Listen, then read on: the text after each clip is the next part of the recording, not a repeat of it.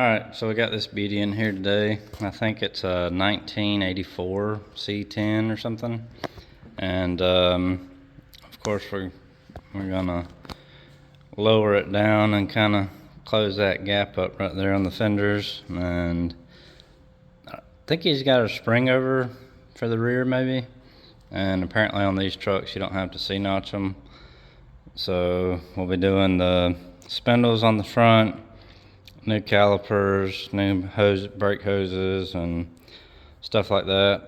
And like I say, on the rear we're just doing the spring under, whichever way you put the axle on the spring to make it lower. You put the spring under the axle. So he sold the engine out of this truck. It was a 305, I think, with a, I don't know what transmission this would have had, if it was a 700. I think it was a 700 R4. Yeah, because it had a detent cable. So he sold that. The guy took it, pulled everything out of it for me, and here's what I've got left to work with. So I'll be taking the engine and transmission that was out of the fire truck that we showed how to get it running in the truck to make sure it ran and worked and everything. So there it is in all its dirt road glory. So we'll be taking this thing apart, cleaning it up. Obviously I've got a 2700 stall converter for this. I think we're doing the Transco orange kit and Corvette servo and the typical couple of things like that to it. And for the cam, I think we're in between either that stage 4 truck cam or maybe the they've got 2 torque cams now. One's like really, I think the power band on it is 600 to 5900 or something, so probably won't be using that one. But I kind of want to try the cam that I had in that white 2500 HD. It was that what was it, 212, 218, 600, 585 on a 110. I really like that cam and the 6.0, and of course it'd probably act a little different in a 5.3. But anyway, I'll go get the cam kit and gaskets and everything so I can I'll take this, put this on the engine stand. Of course we'll clean it up real nice, and then I'll do the shift kit and everything to the transmission, and we'll hope that holds up, because obviously there wasn't a way to tell how many miles were on the truck since the cab was completely burned up. So I've got these headers here. These are 1 7/8 Speed Engineering, I think. So these were on the Denali. So when we pulled the 6.2 out, I went back with stock manifolds, because apparently this one, the problem was the angle they put this 02, like it came up and hit the floorboard, and there was no room for the 02, so I actually ended up having to move it, just cap that one and move it in the Y pipe. But anyway, so I'm gonna at least give them a shot, see if they work, because when we were looking up headers the other day, it seems like 1960 to 98 or something was, it looked like everything fit. I mean, it's a truck. I don't know what could be in the way. And I think these fit the engine and all pretty tight. So give them a shot. At worst, if they don't work, we'll just buy a set. If they work, then they sell for full price, because they're clearly not laying around. This is my little portico. I got it at a estate sale, and it works pretty good. It pumps water up to the top here and then runs down, and then the latent heat of vaporization as the air comes across and does all that stuff. Of course, they work well in dry climates, but when you're somewhere like Georgia and it's very humid, it kind of diminishes the efficiency of the unit, but it's better than nothing. So It works good. I usually just put it back here, turn it on. It's got 2 fan speeds, and then you turn the pump on and whatever. So it's pretty cool. And then that's my, I don't know if I've ever showed this, but that's my tractor. I got it in an estate sale as well. It's got a 3-cylinder diesel in it. It's pretty awesome. The only thing I don't like about it is it's hydrostat, and you got to use the hand control, and that just really screws my mind up because I'm used to my foot. But it's a pretty cool tractor. I like it. It's got front hydraulics and rear PTO, and pretty cool.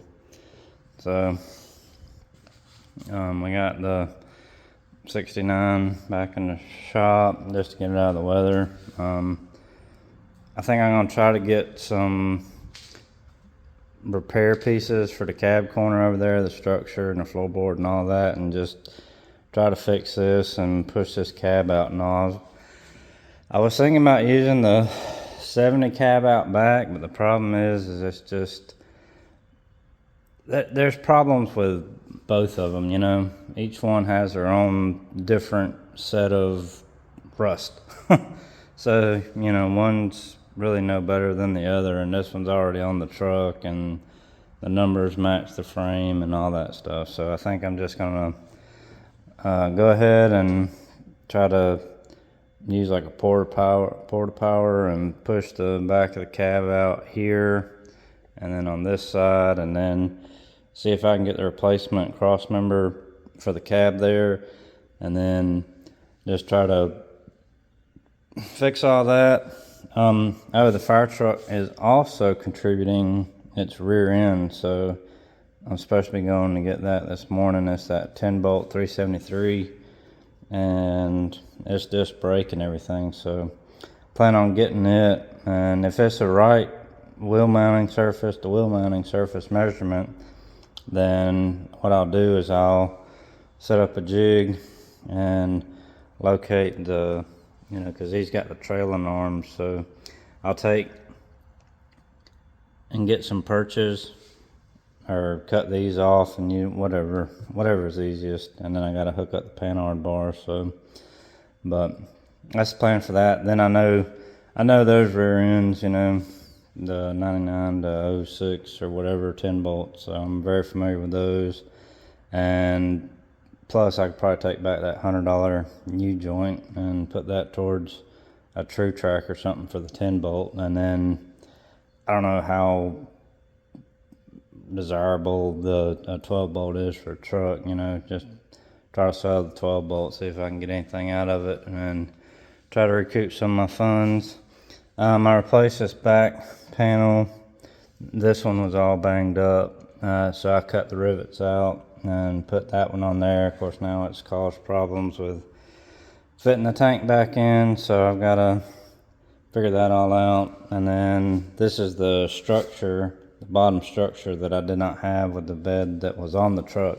It only had this front brace, and that was it. It didn't have these two pieces, or this piece. Of course, this piece interferes with the neck on the gas tank, so I'll probably cut it and then just build a oval or something to weld in there to kind of have some support and whatever. So that's that. Really haven't made any much progress on this because we've been busy with everything else, and we still haven't got the transmission. So there's that, but I think it's coming along. And my buddy's worked on the fenders, so I think he's got them sanded and about ready to go. So we'll try to get it primed, get it all one color, get some, what do you call it, where you get it primed and then you spray the black on it, and so then when you sand it, you can see the highs and lows and stuff. So I don't know what that's called, but I guess we'll do that. And then, like I say, we'll be LS swapping this. Hopefully get some progress done on it this week. At least get the suspension done now that we got it on the lift. The Bronco, got it going yesterday, got transmission back in. The torque converter didn't leak this time, so, you know, what is it, fourth, fifth 6 times the charm. So drove it around a little bit, it did good, and we got it scheduled for the dyno next week, so we're gonna take it out there and see what an iron-headed GT40 302 with an Ed Curtis cam puts down. I'm guessing 137 horsepower maybe. But the main goal is just drivability, idle characteristics, and just trying to get the tune ironed out on it. But this one will be obviously stock ECU. I think the fire truck was a 04. So I'll strip the harness on it, clean it up. I've already turned off vats and everything in the ECU, obviously. I'll thin the harness out best I can. Clean up all this nonsense. Most of this stuff, I don't even know what it is. Like these things, I have no idea what these are. I'm very curious. They went to a vacuum, and there's one there, and there's one there, and that one's got a check valve on it. So I don't know what they are. I'm kind of curious. If you know what they are, just put down in the comments what it is, because I'm very curious about that. Yeah, so they took the AC compressor and everything. Of course, it won't work for us. I take that back. I guess they do make a kit that'll put it, that what do they call it? The pancake style? I think it was a pancake style compressor. You can put it up here on this side maybe, but anyway, we can get it back if we need to. And they took the power steering pump and the lines, so I got to get those back, because I need his lines to hook back up to the LS power steering pump. And kind of tidy this thing up, clean it up some, get the wires out, pressure wash it, all that normal good stuff. But yeah, I mean, looking at the frame rails and all, I mean, it's a truck, so I guess that's why I like working on them, because there's just like nothing in the way. And I'll get the mounts that use these clamshell things, and then the transmission cross member, get the one that has the double hump. I saw those on Amazon. They're about $80 or something, so I'll get those things ordered and hopefully here soon. Get the cam and everything in the engine, and then get her dropped in. Hopefully the drive shaft will be close, or I have one around here that'll work for it. And try to get this thing back on the road with the LS power, and then, like I said, get it a little bit lower, because it is sitting kind of high. But anyway, that's the latest LS swap for this week. So I don't know what he's got going on with the headlight right there. Look how out of whack it is. He must have been trying to change them or something. But it's a nice old truck. It's really clean truck. My papa had one like this. It was a 350 with 4-speed with granny low, and it was a Scottsdale, which I don't know all the trim and options and whatever, but helped him put that steering wheel on. It's pretty nice. I might try to get me one for the 69. Of course, it'll probably need to be a little larger diameter since the no power steering issue. But anyway, that's a nice clean pickup truck.